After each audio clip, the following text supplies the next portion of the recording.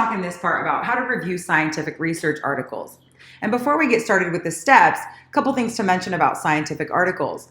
They're always going to have the same sections or bones to them, so to speak. So no matter what scientific journal you're reading out of or what their formatting specifications are, most journals are going to have the same basic components or sections. And I'll present those to you today. We'll also have several test questions generated from, where can this be found in the research article in terms of what kind of content is found in each section. So make sure you're paying attention as we talk about what each section contains and what kind of messages it's trying to deliver. Also, I want to point out that it's okay if you don't understand a scientific article the first or second time you read it, or even third time. This isn't going to always be familiar language. So just like anything else, you'll have to read through it enough times repeatedly so that you can start to understand. And you'll start being able to skip over things in parentheses and, p-values where it's saying that something is significant. We'll be able to kind of glaze past that, but not until you know that's not important. And that takes practice and repeated reading. So just keep that in mind. If you're feeling like an article is overwhelming and confusing, well, it is. It is difficult. And so you'll just have to work through it. That's part of this learning process. Also, I'm going to teach you my method that I use to organize scientific articles. Everybody has their own style. I like tables. I'm a big fan of organizing by columns and rows because that's just how my brain, it's a treat for my brain to have information organized like that. So you can adopt your own style, or you might have a faculty that, provides you. I know faculty actually that don't take notes on any of their articles. They just know it all enough to just go ahead and write freestyle. But I like it organized like this. And I just wanted to present this blank so that I can show you the sections, and then I'll show it to you at the end after we go through each section of one example article. And so I'd show you how I would kind of fill in the treatment or measurement, what the subject profile looked like, what kind of neat applications there are out of that. And if you remember from the first lecture, when I say what kind of neat applications, we're talking about, where we might find commercial value in that. And it doesn't even have to be commercial value. It could be, in an applied setting like a hospital where it's not necessarily commercial, but the point is that it's directly working for human beings in real settings. So this is the way that I like to take notes when I'm reading articles. So the first part of the article, or the first thing that you'll come in contact with, of course, in a search is the title. And the title is going to be indicative of the research question, oftentimes the article type, and also the study design. And when I say article type, it was kind of like what we talked about last time, where we looked at whether the article is original research or whether it's a controlled clinical trial. So the type of article, and oftentimes the title of the article will be indicative of that, what kind of article type it is. We also can see here, and put a little star on this slide because we'll come back to this when we talk about research design the next time. So we can also tell the research design or the study design from the title. And in this particular example, the word effects is what we needed to see. The effects of 8 weeks. And we can also see another concept with study design: whey or rice protein. So again, if you remember from the first lecture, and again, we'll come back to it, but this is a comparative or discriminative type study. We're looking at rice versus whey. That's comparative or analytical. And also we're looking at an intervention, the effects of something. Something was done. There was a treatment imposed. And that tells us what kind of study design it is. So the point of this is that the first title, or the first section of the scientific article, is the title. And oftentimes in the title, you can learn a ton about the study. This is another example for one that we can tell is an experimental study design, the effects of high impact and resistance exercise. Now, this one we can't necessarily tell if it's discriminative or not. That would depend on if there was a control group, right? And again, I might be getting ahead of you, but we will come back to this slide and talk more about research design next lecture. Here's another example: effects of physical guidance on short-term walking. And if you had this one in the one that you chose to read, because we were assigned to read this abstract, but if you read this in full text, then you'll know that this article was actually discriminative because they had one group that didn't get help and one group that did, or guidance they're calling it. But this was discriminative. And because of the word effects, we know it was some kind of intervention or experimental study design. So again, just a little prelude to what we're going to learn next. The next thing I like to look at when I'm reviewing the sections of a scientific article are the author affiliations and, the author and institution. And this typically isn't, we'll talk about this when we get to the section on how to publish scientific articles and how to report your findings. There's a very ethical manner, of course, in which the way science is conducted. And sometimes conflict of interest gets in the way for financial, professional, personal, or prejudicial reasons that, we could go on and on about. We'll talk a tiny bit about some examples of financial conflict of interest, but you'll always see somewhere in the article who's funding the article, what any competing interests are, and what institution is tied to it, whether it's a college institution or a commercial lab. So anyway, I like to peek at this because it does, kind of influence the way that I'm looking at a study and viewing the findings, and especially the applications. The abstract. The next thing you're going to come in contact with is the scientific abstract. And by definition, it's typically about a 400 to 500 word summary of the entire study. So a good abstract, and to get published, it will require to have every section of the article inside of it. And it will also include the keywords. And of course, this is for search purposes. If you look down here at the keywords, protein quality, leucine, whey, and rice. And this kind of looked like some of the keywords that we were using in developing our fictitious search.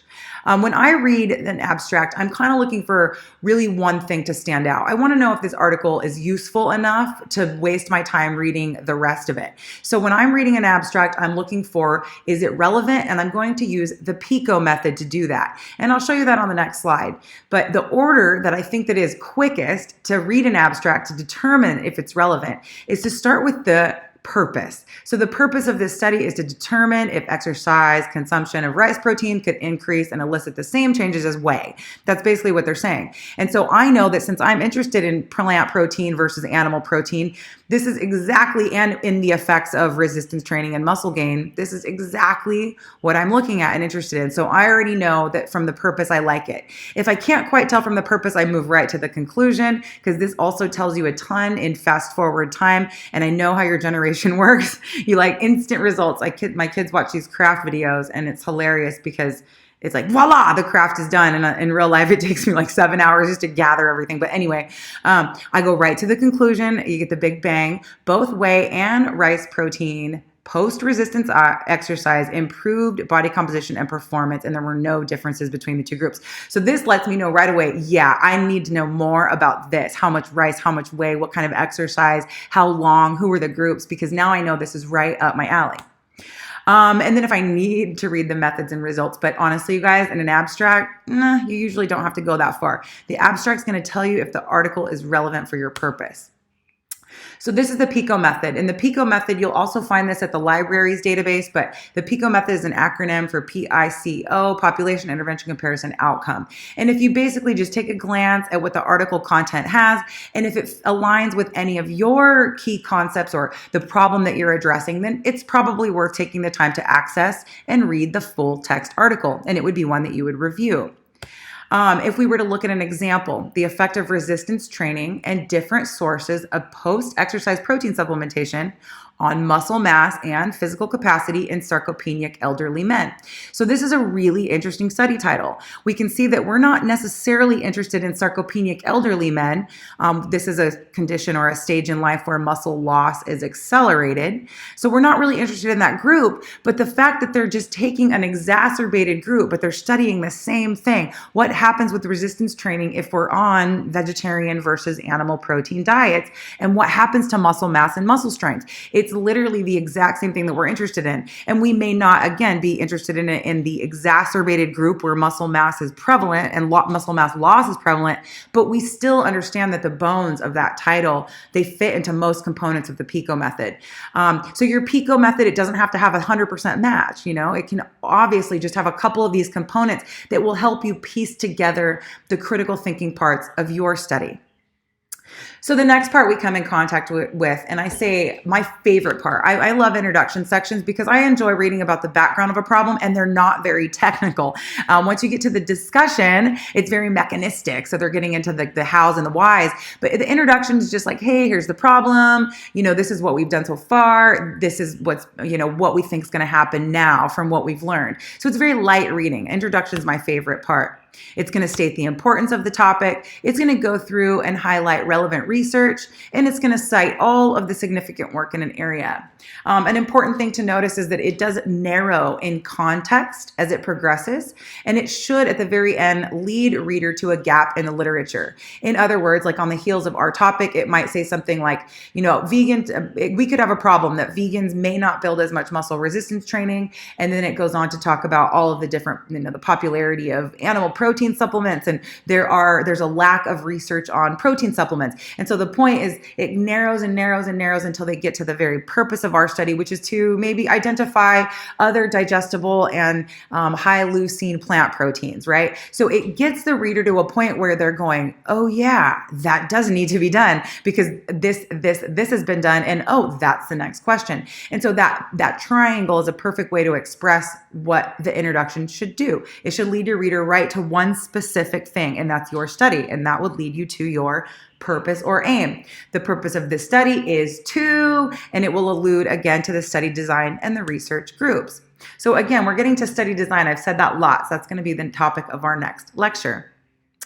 And then usually the way that research introductions read is that it will state the aim or the purpose, and then it will go right into the hypothesis. So based on the background research, so the purpose or the aim would say one of those words. So the purpose of this study, if you look closely at your slides, the very last sentence of the introduction, you'll see the purpose of this study is to, and then the hypothesis will say, and we think this is going to happen.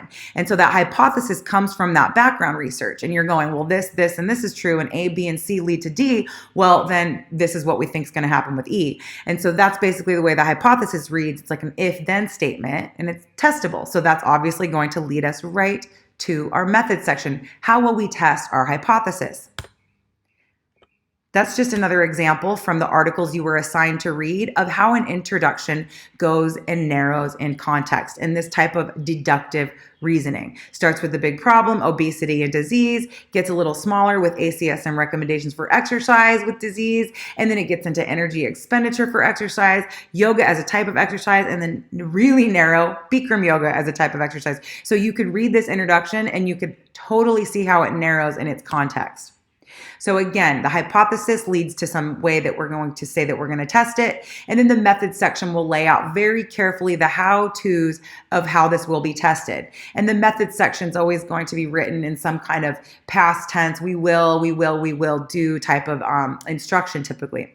So the methodology section has lots of names. Sometimes it's titled materials and methods, study design, experimental design. But somewhere in the method section, you're going to see the following kind of content. Oh, oops, got a little ahead of myself there.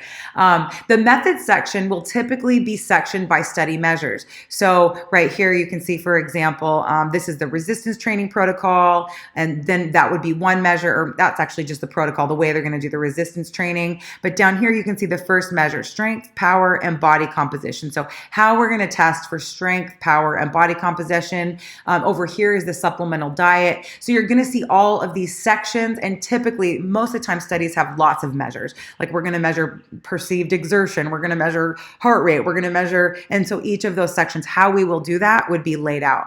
Again, I already said this is written in past tense, and it will typically include subheadings like the subject description. And if we look back, subject description is included right here. All subjects participated in I might have actually even cut that part out, but here are some examples in the title where you can tell what the subject description is. We read all three of these abstracts: adolescent baseball pitchers, osteopenic postmenopausal women, persons with chronic complete spinal cord injury. So the subject description is a super important part of your methods. And we'll talk more when we get to methods, because we're going to talk next time about design and methods. We'll talk about some of the ways that you can control for your subjects. You'll also see a big section in the methods about what the treatment or protocol was, etc., the different methods or how the data was collected, what different instruments were used. So right here we can see, let's see, Lunar, Prodigy, DEXA apparatus. So there it lists the specific, and essentially, guys, this is a good time to bring up that the methods should be detailed enough so that your study is exactly repeatable. And so that's the important part when you're looking at all the details, like really, did they really need to include the exact manufacturer and the address of the DEXA apparatus? But yes, because different DEXAs have different measures of validity and they want to know exactly who made that one. And that's an important detail for repeating a study if need be. And then of course the statistical analysis. And the statistical analysis part, we will talk about more when we get to how to analyze statistics, but this goes in the methods. And these aren't the result of the statistics. This is just what statistics will be run. Let's see. I can't believe I didn't leave the statistics section in here. Yeah, I forgot to add that. But it would say something like, we're going to compare the rice and whey using a t-test, and we're going to have a p-value of 0.05. So it's the how we will do the statistics. A lot of students make mistakes here and write the actual statistics, but this goes in the results section, which is next. So the next section you're going to get to is the results. Occasionally you'll see the results blended in with the discussion section, but I like it much better when it's all by itself. The benefit of having it blended in though with the discussion section, which goes last, we talk about next, is that they'll list the result and then they'll talk about it. And then they'll list another result and talk about it. So that is kind of nice, but when I'm looking at designing studies, I like the results all by themselves. So either way, I guess I'm just digressing and just talking too much now, but they're often just like the methods section, they're often broken up by study measures. So just like we looked at how they're going to test muscle strength, muscle whatever, and body composition, well, here it would give you the results broken down in those exact same sections. Here are the results for body composition. Here are the results for strength. So it's typically very well organized like that. And the most important part here is that in the results section, you're always going to see both text and figures. And there's many types of figures. Here we're showing a table and a bar graph, both being figures or tables that would be used to convey the results outside of the text. So the text is way harder to read. I personally love the figures because I can look right at this figure right here and I can see differences between the different measures, bicep muscle thickness and lean body mass. I can see the differences from the start of the study at 4 weeks and at 8 weeks between the rice group and the whey group, and without reading anything. But again, I'm a visual learner. I like tables and charts, but this is nice for me. You can go over here and read the exact same thing. There was a significant time effect for less body mass, which increased in both the rice and whey protein. So if you look over here, let's see, rice and protein. I'm not exactly sure what week 4. So you can look at week 4, body fat. Where's lean body mass? Lean body mass, week 4. And what they're saying was that there was a significant effect. And here's a good time to point out that stars and little hashtags, these are indicators when you're seeing them on a figure, you can see them down here in the table too, that these results were significant. So right here, we just read that same thing. There was a significant effect of time starting at 4 weeks in lean body mass between the rice and the whey groups. And I don't have to read any of those words or look at any of those numbers to know that that happened because I can see it nicely with my eyes visually with these figures. So the results section, do it how you wish, but know that you can shortcut by really studying and examining the figures, which sum up really nicely everything that happened. Here's another example from the study that we were assigned to read, the assistance with narrow beam walking.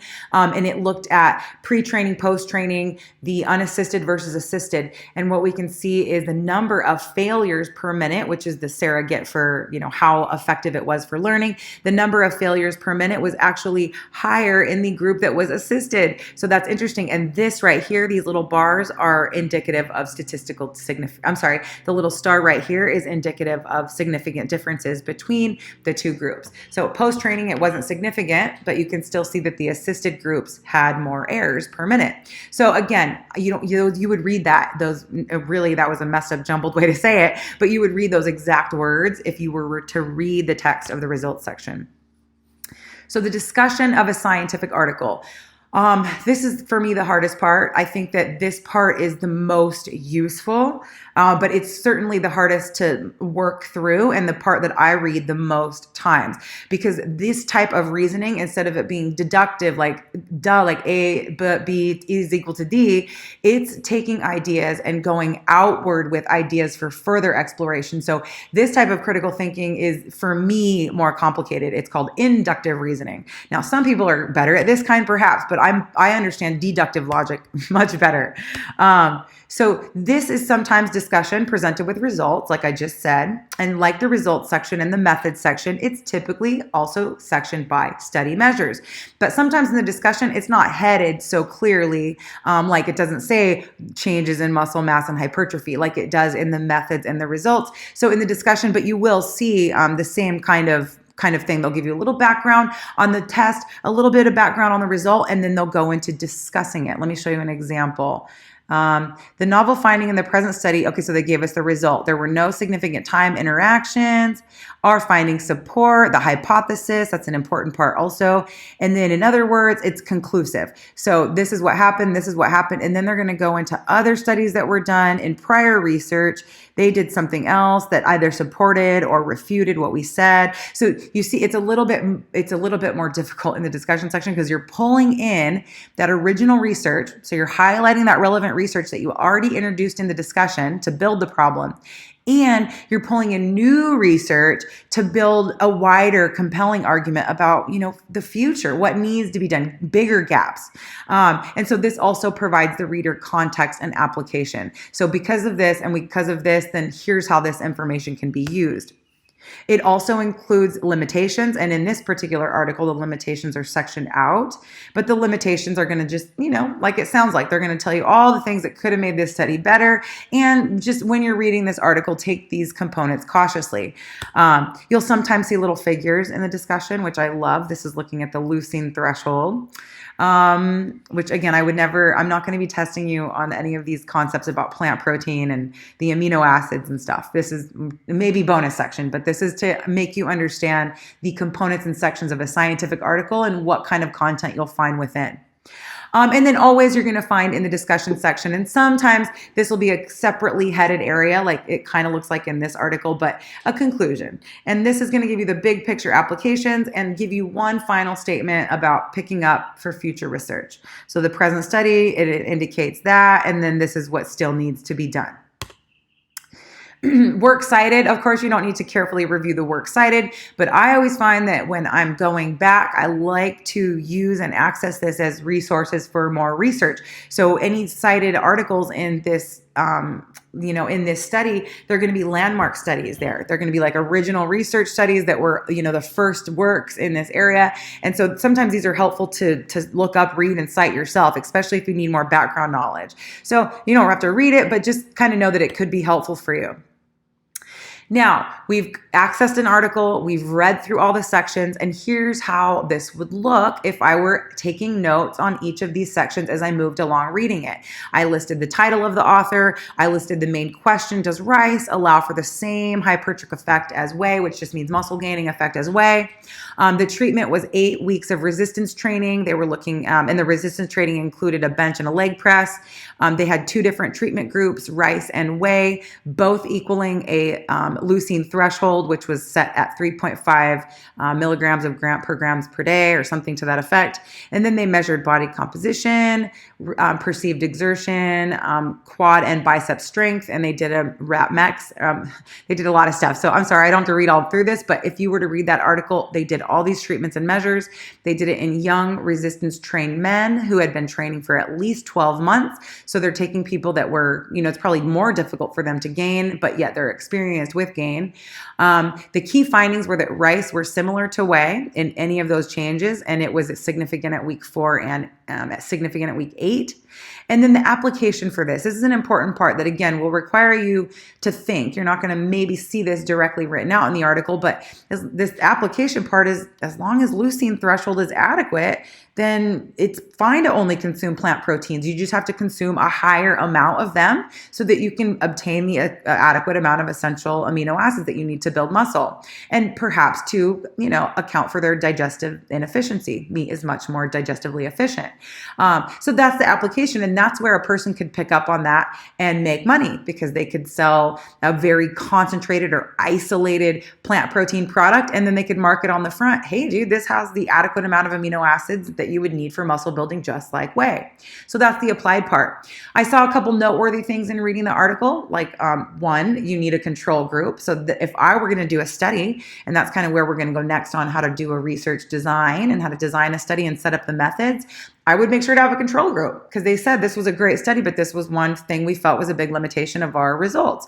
So I would do that. And then also we've got that little branch concept, which I'll take you back to that. But I'm building here on new ideas, and the whole concept of doing this lit review to provide you a background is so you can refine your original research question. You might have had a question and you found out that, well, that's already been answered, but here's a new gap. So a new little leaf branches, because I saw something in this article about pea protein having a really high level of leucine. And I'm going, wait a minute, I've seen something in my previous readings that pea protein is also highly digestible. So that makes me wonder about new research question.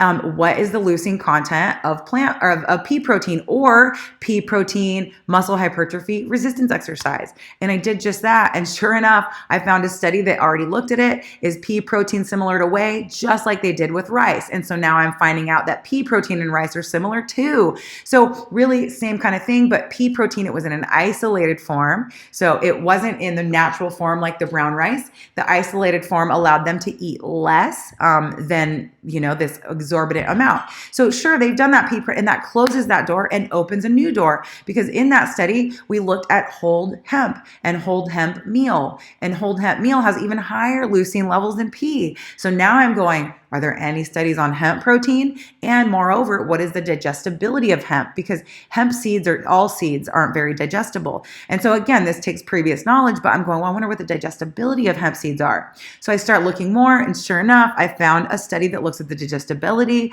of hemp protein. And sure enough, they found that seeded hemp was not very good, but de-hulled seed meal, so where the hull or the exterior was still there, was super digestible. And so now the concept is there any studies that have looked at the whey versus hemp protein? And no. So one, we just found a gap. And two, we also know that chickpeas also are high in leucine and have really digestibility scores.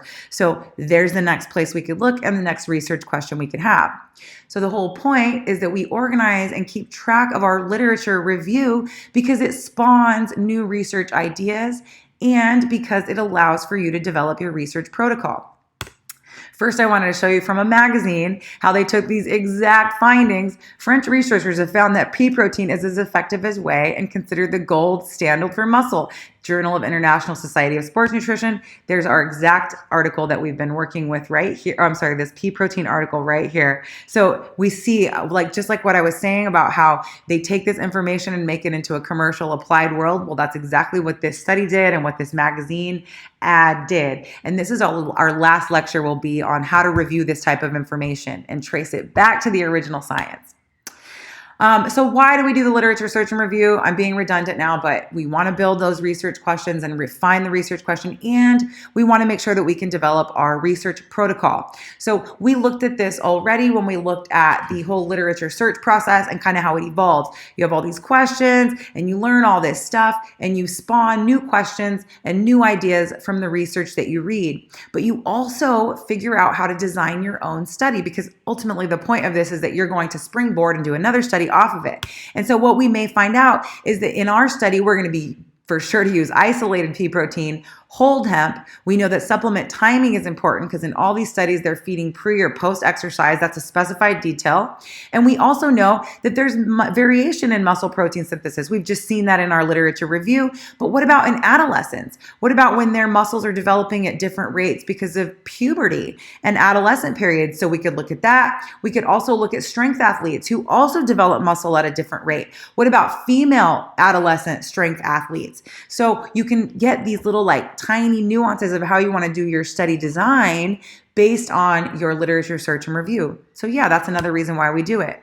This is looking at a protocol and the content of a protocol, and I'll start with this next time, so I won't go really into it here, but following up on the heels of why we do the lit review. You can't write the importance, the little review of literature, like what we know, the purpose of your study, and you sure can't develop a hypothesis unless you've done a literature review. So step 3 of the scientific method is to develop that research hypothesis, and the next step is to design that study and lay out the methods. And so those are the next topics that we're going to discuss before we talk about our last topic, which is how to critically review research and literature, like that magazine ad that we saw, how to trace that back to the science and do the math yourself. Okay, you guys, thanks for listening on this lecture about research review and scientific articles.